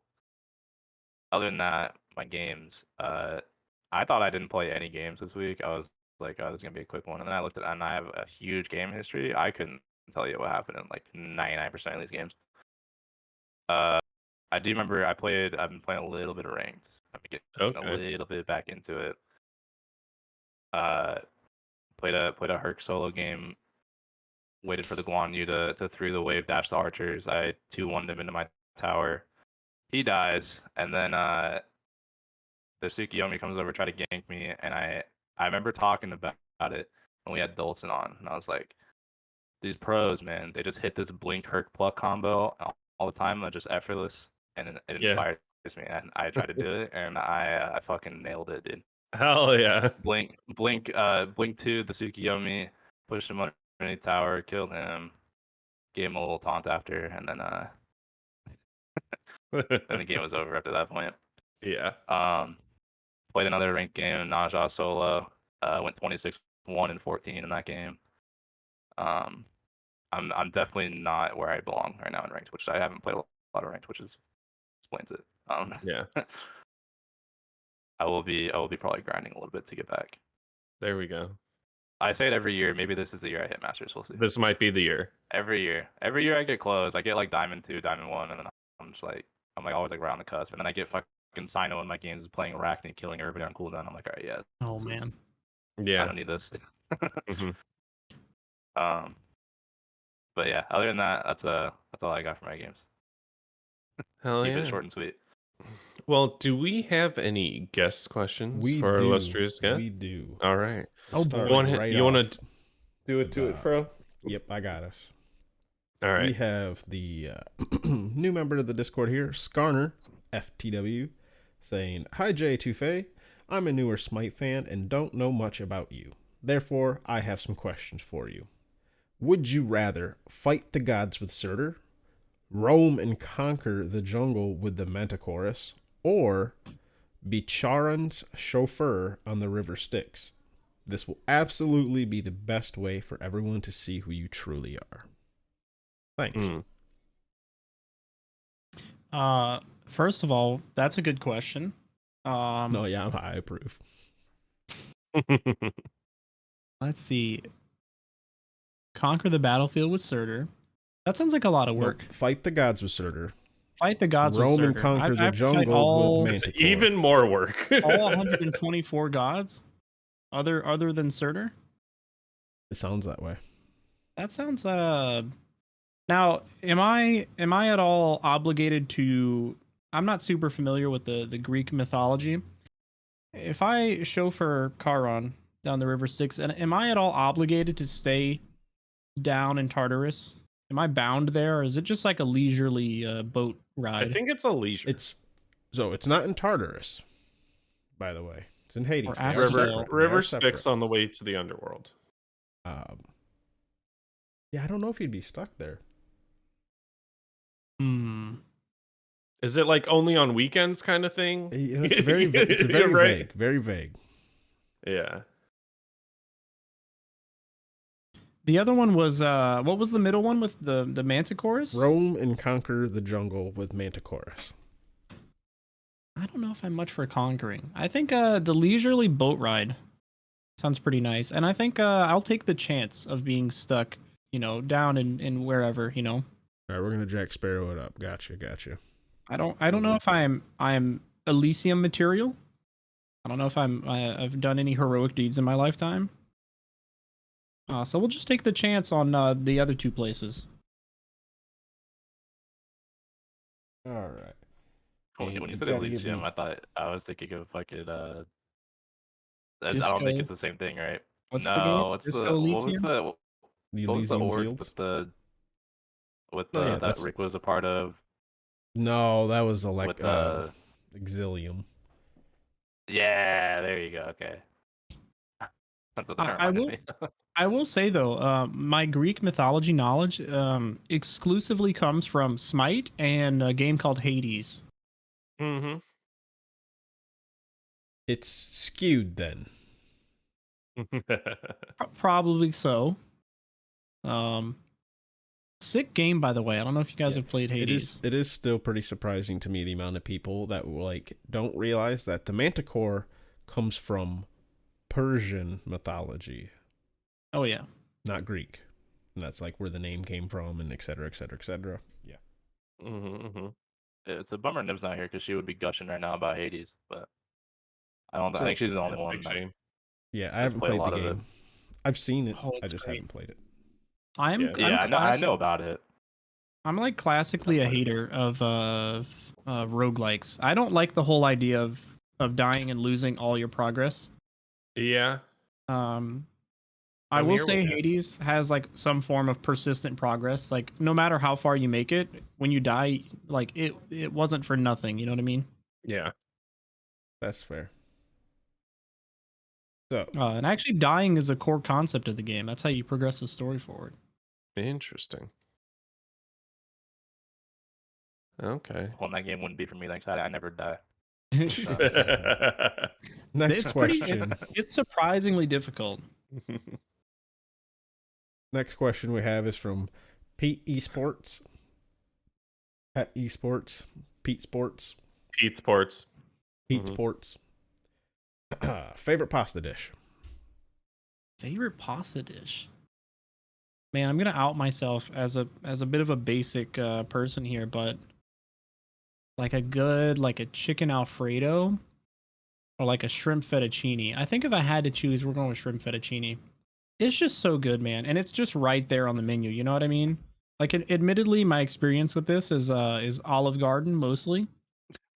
I was gonna say, you say it's right there on the menu. But it's just right there, man. It's just always looking at you, and it's a good price, and it's always delicious, and it's so filling.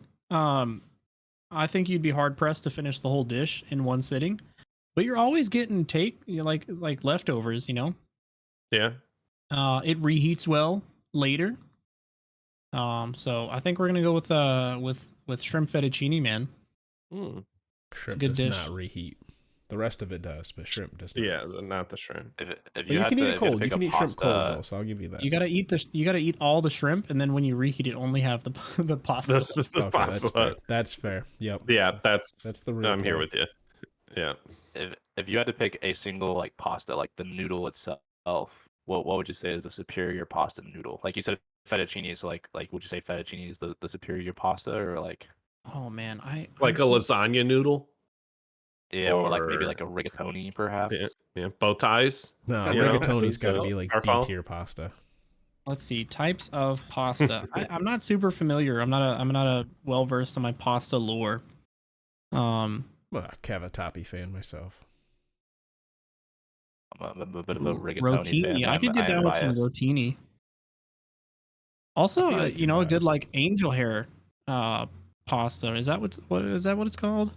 And that is one. That one's the really thin spaghetti. It's super thin spaghetti. Yeah, those are just, I don't know, for some reason, and maybe I'm like falsely I don't know,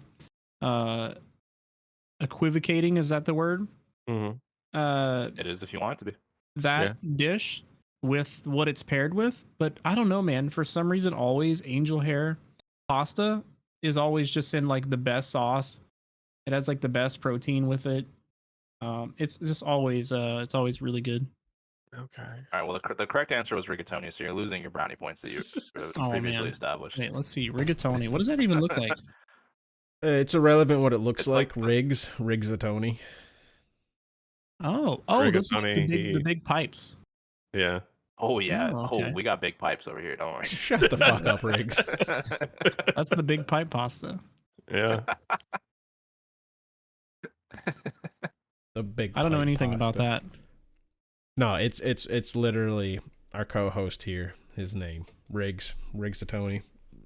It is also my favorite pasta. I do get it whenever I make like big pasta. So I mean, how it works out. It looks easy to eat too. I will say I'm a bit of a spaghetti hater, and thank you. It's not the sauce. You're redeeming yourself. It's not the sauce. It's not anything else. It's just simply the manner, like the mechanism at which you eat the pasta, right? Because you know you like got to with do the a fork? whole.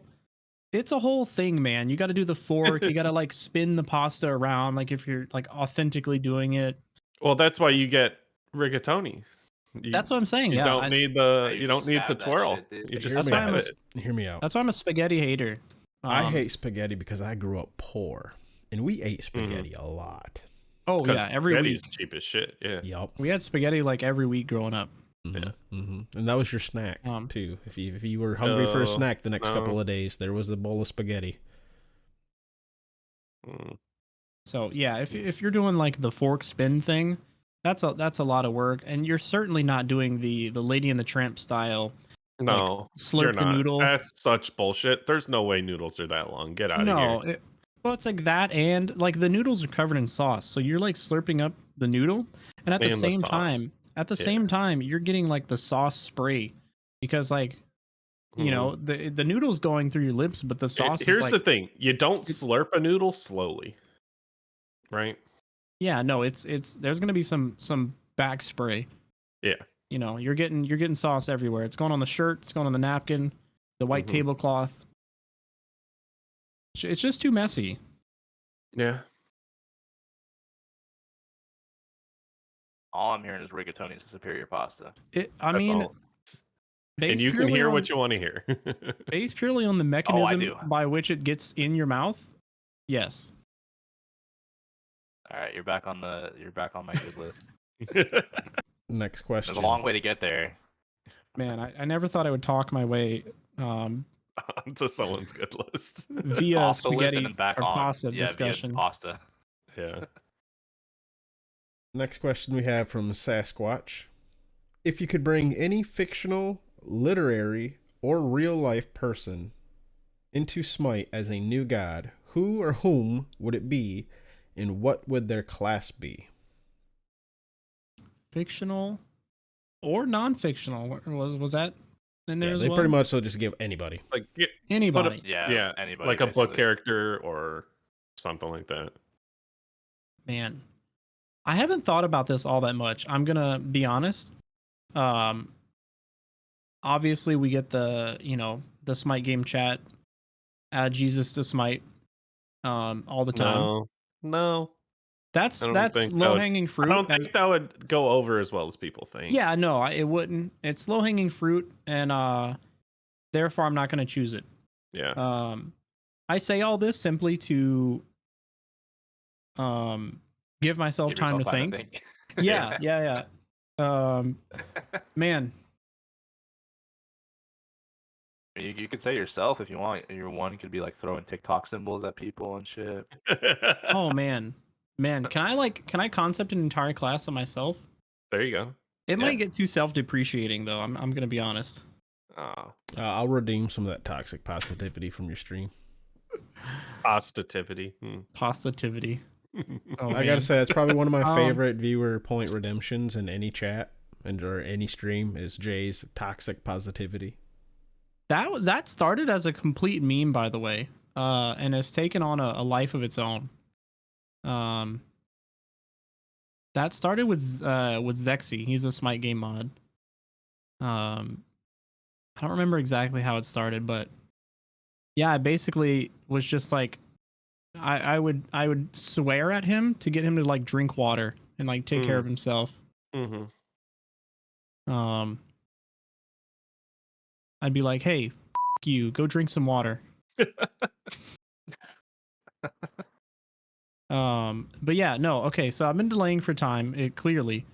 Let's just say myself, man. Let's go down this rabbit hole.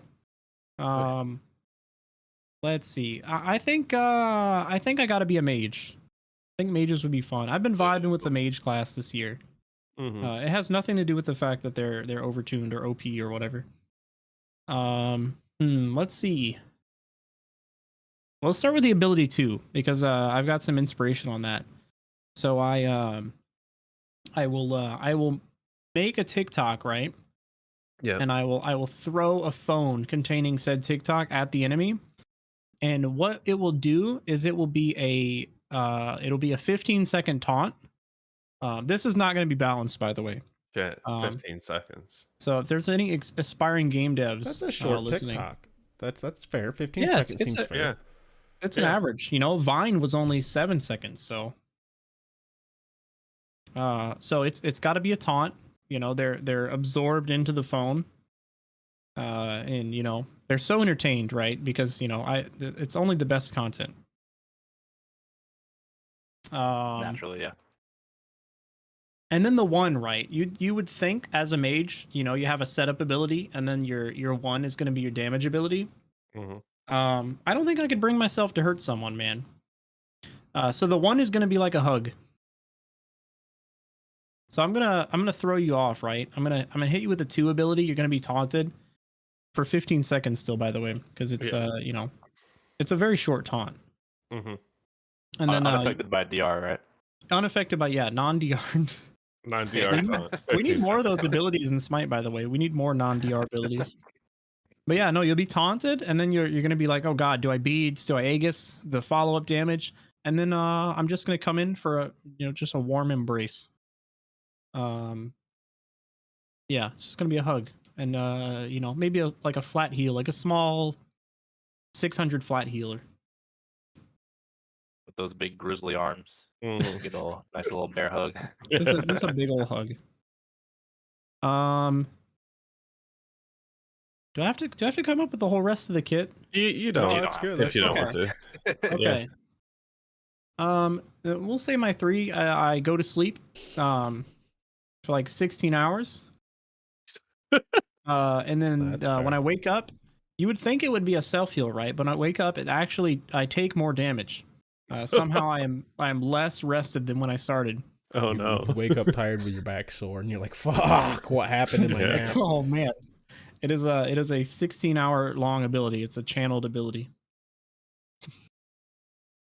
And then the ultimate's got to be toxic positivity. Yeah. I will aggressively swear at you to like go outside and get some vitamin D and drink some water. Causes the enemy confusion. You heal the enemy too. Yeah, it's like heals the enemy, confuses them at the same time. It like anti-heals them, but it heals them at the same time. There you go. They can only be healed by you now. Yeah. There we go. You just leave feeling very confused. Like, why do I feel better about this? Right. So, he had another question. He actually comes in with a whole shit ton, but we're only going to limit it to these 2. Yeah. You are stuck on a desert island and can have one item. It can be any item. What is the item? And it doesn't have to be a Smite item. So, can it be anything like fictional, non-fictional? Any item. Oh man. Do I go with this from the funny angle, or do I go with this from the practical angle? Either or. Up to you, man. Yeah. Okay, so the memester in me is saying Minecraft bucket, right? Because the Minecraft bucket is the most OP item in the game. You can create farms with it. You can create infinite water sources. You can never take fall damage, assuming you MLG bucket clutch when you're falling. Yep. Um, It can hold lava. it can hold lava, which is insane. It can infinitely hold lava because you can dump it out into a furnace, use it to smelt stuff, and then pick up more lava. Mm-hmm. While being cool to the touch, by the way. Exactly. You're able to put this in your backpack. In your pocket, yeah. It doesn't spill out either. It's like one of those gyro bowls that doesn't spill. It's amazing. Yeah. Yeah. Minecraft bucket. If we're going utilitarian, probably like a hatchet or something. Okay. Probably a small hatchet. I just got done playing Sons of the Forest, so that's where my inspiration comes from on that. Not bad. I don't know if you guys have played that game at all. It's pretty fun. I've seen a decent amount of it, and it looks very fun. Yeah. I've only experienced that game through TikTok. It's funny. My companion, we were building a treehouse in multiplayer, and you have a companion that you can like give little orders to have him like go collect stuff for you. I told him to go cut down a tree, and what did he do? But cut down the tree that the treehouse was built on. Oh. And what a legend. Yeah, we're collecting stuff. We turn around. We see the companion chopping down the tree that our entire treehouse is built on, and about like 60 logs fall on him, kill him, and it completely ruined the game save because he just was perpetually dead, and we also didn't have a treehouse anymore. That's awesome. Savage. Called a soft lock or whatever. Yeah, it's super soft lock the game because I think he's kind of necessary to beat the game. Oh, well then you got hard locked. Never mind. Yeah. Oh, yeah. Soft lock's like, I can go back. Hard lock's like, nope, start over. Yeah, he killed our other companion as well in the treehouse falling, so. Wow, get fucked, I guess. That's just very unfortunate. They fixed it, I'm told. I'm told they fixed it. Well. So I did miss a very important question here from our resident coffin monkey. Okay, I was hoping you would get back to this. Yeah, how many stars on Cuckoo are too many stars? I'm gonna assume we're talking about Kukulkan. Yep. How many stars are too many? This is kind of universal, I'd say. I say this applies to most gods. We're listening. I think, right, Smite's been out for 10 years. That in that time, you could have amassed a lot of worshippers. We're going to say that you've been playing for a few years now. Let's say 2 to 3 years. I'd say any more than 5 stars, and you get into the territory where you're spending probably too much time on that one god, and maybe not enough on other gods. So can we put like an algorithm to this? Like you're allowed 2.5 times the amount of years you've played Smite. Right. So if you played for 2 years, that sounds pretty good. Because I've been playing like 3. I've been playing 3 years, and I'm sitting at 3 stars on Artemis. I think you get a star per year. So you're at a healthy ratio, right? 2 stars per year is when you're getting a little overboard. That's understandable. Yeah. And 2.5 is like the cutoff. That's a clear, like you've gone overboard. I got, that's. Oh yeah, we were talking about ranked earlier, and I wanted to share a ranked experience. If for anyone wanting to get into ranked out there, if they have a reset, just get into it. Just don't wait for the pros to get out of bronze. Just play ranked. Because what's going to happen is the same thing that happened to me. If you wait too long to get into ranked, into like the 1500 MMRQs, you will actually be playing with the people that probably deserve to be there. The other day I had like an 87 star Ymir in like my 1350 or 1400 MMR game. Oh, you got a game against Rainian? I don't know. I don't know who it was. It was a lot of stars on Ymir. Yeah, he's spent about 50% of his time in Smite on Ymir. Yeah, but Rainian wouldn't be in a 1500 MMR rank match. Well, with the rank reset, wouldn't be there. I was down in the trenches, and maybe so were they, but I don't know. All that to say, I don't think stars necessarily equate to your skill, and I think inversely so. After a certain point, if you're neglecting other gods, then you're probably not increasing your skill at the game in a linear fashion. Because so much of Smite, right? So much of Smite when you're getting started, to me, is just learning what circles you can and can't stand in. Mm-hmm. That's what I tell people. Like your first 30 hours of Smite are just you learning what circles are good to stand in and which are bad to stand in.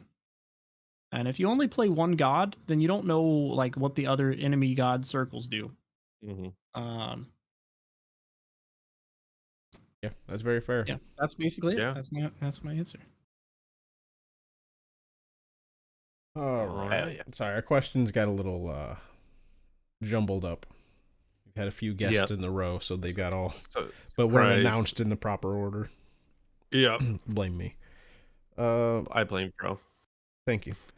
Last up, we have our co-hostess with the mostest that's not here today, Nevea03, asking, Jay, I think you kind of already answered this, but we'll go over it again.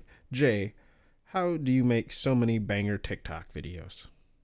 Oh boy, I get to drop TikTok knowledge. This is the one area that I think I'm qualified in.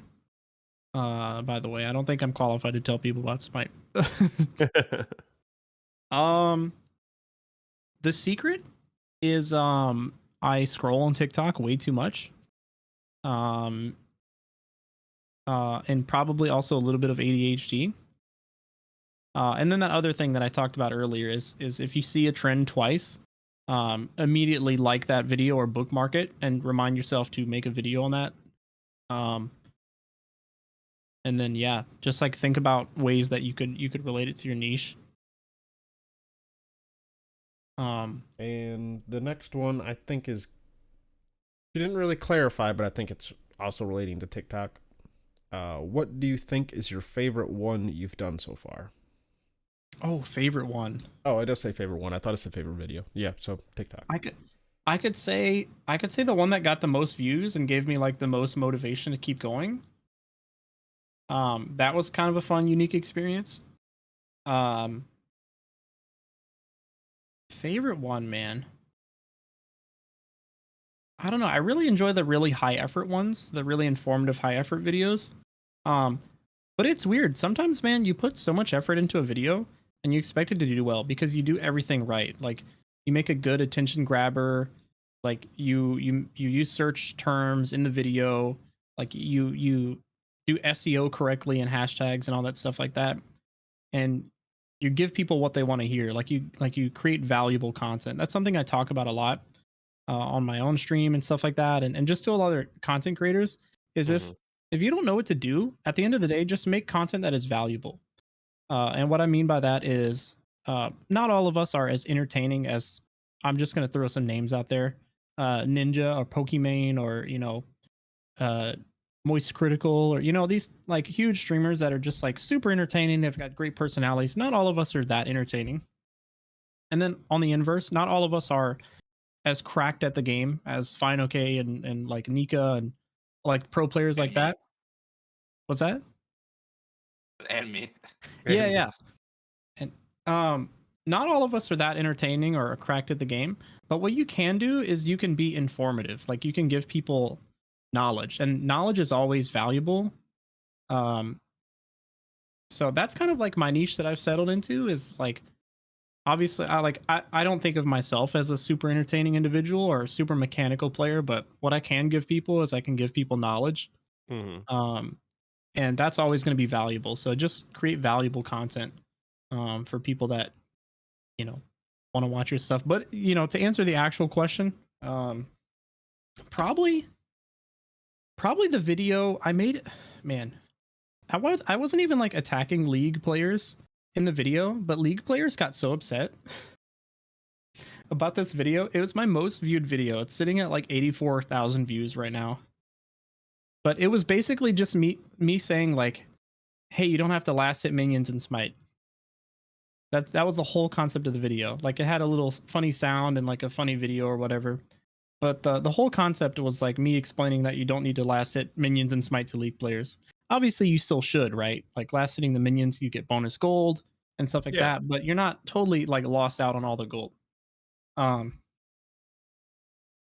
don't know what that did, but that like the algorithm activated and called every single league player over to that video, and all of them are just like proof it's the easier game, like smite's easier, league's better, like all this stuff, man. And it was just really fun seeing people engage with that. It was a fun process. But that got so many views that it kind of like boosted all my other stuff, and it made like TikTok really fun after that. Because I don't know what happened. It just made every other video after that just like do way better for some reason. So I feel like you may have just answered question number 3 while answering question number 2. Which one performed better than you expected? Yeah, that one right there. Yeah, I could tell as your answer. I'm like, this is totally going to be the answer for 3. Yeah, it's funny because I can go into it a bit more. That was like a 7-second video I made in my room in like literally like 7 seconds. Like I pumped this video out so fast because I was just like, haha, funny meme. Like, let me just post this or whatever. That one did like I said, did like 84,500 views. And then like I've had like polished edited content where I've like spent hours in DaVinci Resolve, like, you know, cutting out dead air on me talking and like cutting out ums and things like that. I've spent so long on some of those videos, and like the most polished video that did the best was like a 20k one, where at one point I was just saying like, hey, play these gods if you want to win smite, and I just gave like an example of like a couple gods in each role for new players. And that one, you know, it performed pretty well at the time. Like I had never hit a 20k view video before at that time. So that one was a really cool one. And then I did a follow-up video to that because I was like, you know, the meta's changed. I want to give people some more god suggestions to play. I think that one only did like 5k, which that's also super polished piece of content that I did, like really well edited. Right. I will make like meme posts now that will do like 6 to 10k views. So it's just really weird. It's really weird to predict what will do well and what won't. But the thing, like, you can't control the algorithm, but the thing you can control in TikTok is your SEO strategy. So your hashtags, your related terms, your text in the video, your captions, the time of day you post. If you want to just very easily make your video perform better, check your analytics and see when your followers are most active. So for me, they're most active at noon to like 3 p.m. So if you just post a video around that time, like you're guaranteed to just get the most engagement, like right off the rip. There you go. Hell yeah. Well, that does it for our questions that we have. Do you have any questions, bro? Do you? I've chatted with Jay probably the most out of all of us here. Excellent. I asked my question in the beginning is when am I going to be put on your famous TikTok? So gotta group up more. For me saying I like to nut on people. It's like, oh no. You came up to me, he's like, can you name a smite ability? I was like, yeah, rat, acorn blast, nut. I've still got to scrape through all those videos. I remember. Yeah, I gave a shout out to Baji, and then I was like, rat, acorn blast, because I nut. That was it. Man, I basically got back from Worlds and I just slept. Yeah. Man, I'm so exhausted. Worlds was so fun, man. See, I stayed for an extra few days, and I highly suggest that next time. Oh yeah, I will try to do that next time. I didn't have VIP tickets this time, which I'm told you don't really need per se. I went with a buddy who plays Smite, but he's not as active like in the Smite community as I am. Yeah. So it was kind of probably a little weird for him because I was just like walking around like talking to people online. I was like, hey, this is so and so, this is so and so, and he was just kind of tagging along with me. Yeah. But we had a plan, right? We only had 2 nights at the hotel, so we basically drove in overnight, got there super early in the morning the first day, and then did Worlds day 1 after not sleeping that night and just driving all night. And then we didn't have a hotel. We checked out of the hotel Sunday morning. Then we did Sunday of Worlds, and then we left right after. That's tough. Yeah. No wonder you slept. Jesus Christ. Yeah, that explains a lot. Yeah. And it was like an 8-hour drive. So I mean, it wasn't too bad, but yeah, after Worlds, I was just like, man, I am exhausted. It's just it wasn't like physically exhausting, but just like being there and meeting people and stuff like that. And it's physically exhausting. The combination of that and driving overnight, That's tough. No, it was great. I think if anybody out there is considering going to Worlds, they didn't go this last time because maybe they didn't know what to expect or whatever. I think it's something that if you're even active at all in the Smite community, if you know at least one other person, I would say it's probably good to go. And you could still have a good time going by yourself. Yeah, no, pretty fun. Hell yeah. Okay. Well, why don't we throw out a couple reminders? Oh. Why don't we throw out a couple reminders for our community corner, the Diamond Challenge, the Cabrakan calamity of challenging challengers. Which, by the way, I think we said my 147,000 damage game isn't going to count. I'm counting that. It doesn't count. It doesn't count. So. But yeah, take a snip of either Smite Guru where we can see your player damage or your Smite game match history. Post it in the community corner channel, and then Diamond Challenge. Let's give them another week, Fro. Yeah, just because we're getting a little long on the We're time. getting a little long. We're trying to move along, and we do have some people to thank, I do believe. Thank you to all of our wonderful patrons who help us improve our podcast. Probably gonna go through and adjust the Patreon tiers again. I went through a while back because things got all fucked up and I removed all the tiers except for the $5. Probably gonna go back through and at least add like the $10 tier back. Probably work on it a little bit more. Just kind of fell to the wayside because we don't really make money off this, guys. You all know that. We just kind of use it to upgrade our gear and make sure everyone's up to snuff. Yep. But thank you to Aereo Steel, Asbestos Dog, Bria, Chia Pet, Weatherman Keith, Jade Flagon, Baseball Griff, Bombi, Danny, Caveman, Neo, Coffin Monkey, CDR Litz, Gilly, Snorlax, Weatherman, Adios, Sir Ember, K-Brojo, Famous Freak, Stoffmeister, Backlash, Sadons, Dr. Godfucker, Lantern, Reese, Warlord, Yo, Bats Kid, Echo Dunk, Doc, Necros, Otterjo, Riggs, Dracon Prime, Wiggle, Glen Wiggle, Granite Boys, Camo Hoss, Void vs. Void, Enbright, Sloppy Satch, Scion Gemini, Batman, Sandman, Kilowatt Man, Aquasoft, I'm a Hater, Mr. Man, The Rado, Amberbug, Folk Hero, and The Big Red. Thank you all very much. Thank you all. Heart hand, so we don't get yelled at. I can't fucking do. We do this every week. You can't do it. I can't. Yeah, man. Do the heart. Have you guys heard about the millennial versus Gen Z divide on the heart hands? I have not. Apparently, right? Do they do it like depending on what generation you're from, you either do heart hands like this. For our podcast listeners, I'm doing it with my thumb and my fingers, like my entire hand.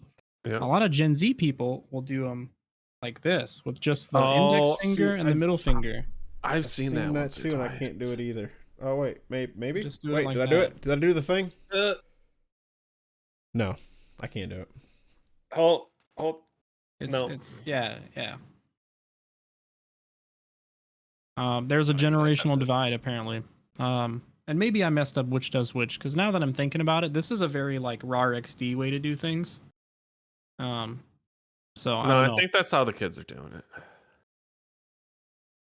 I mean, it is very RAR XD. JayTooFay, do you have any things you want to plug? Or where can we find your socials, etc., etc.?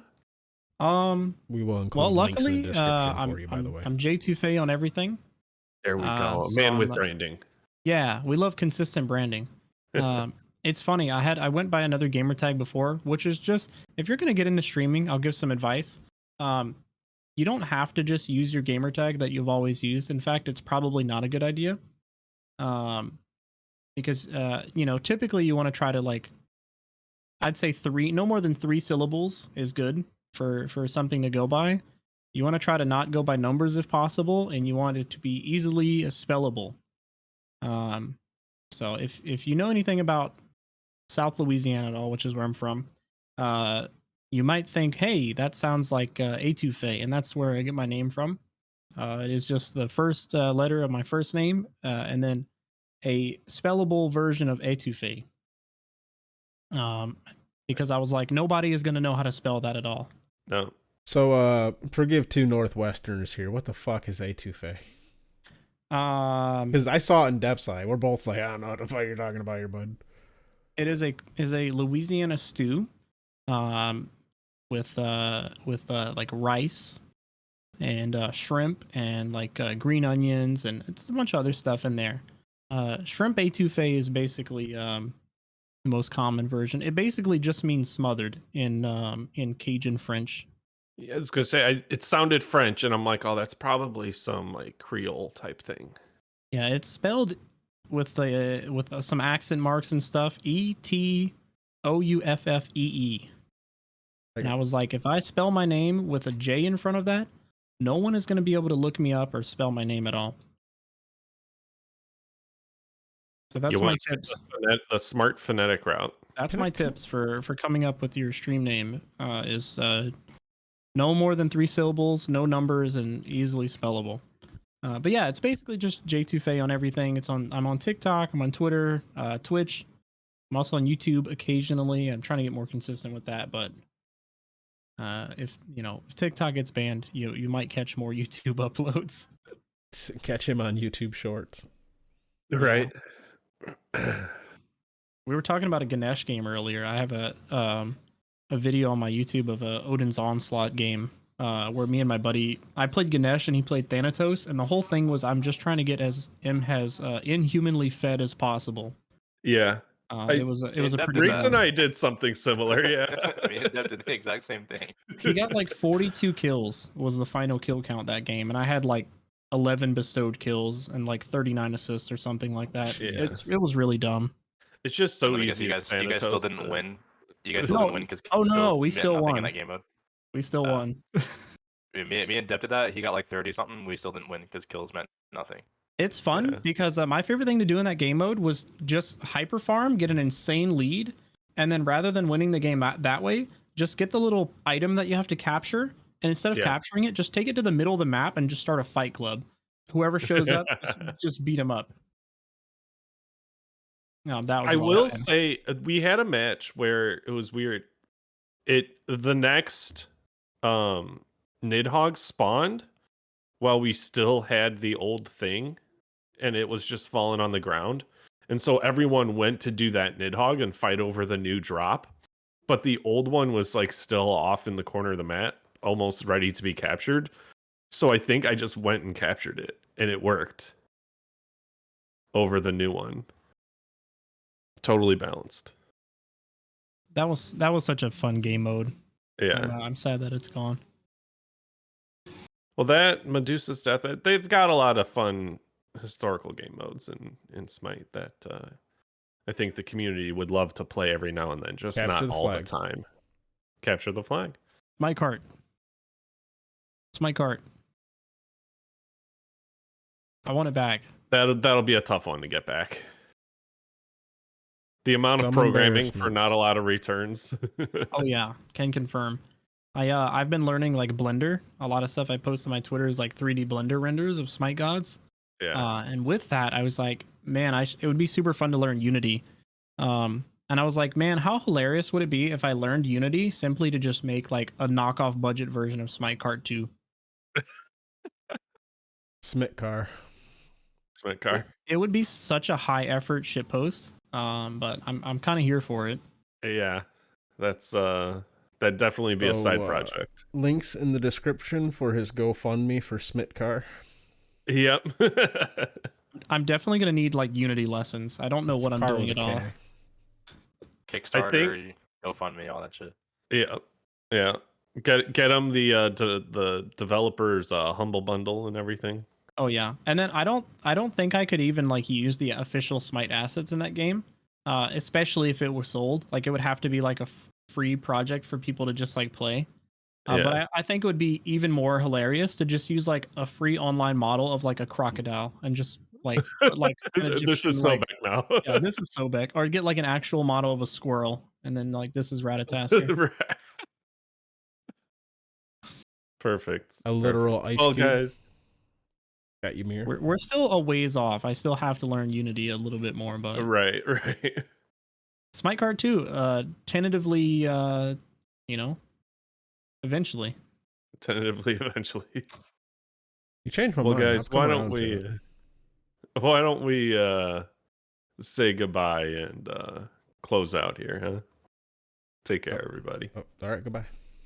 Bye. Yeah. We're closing out.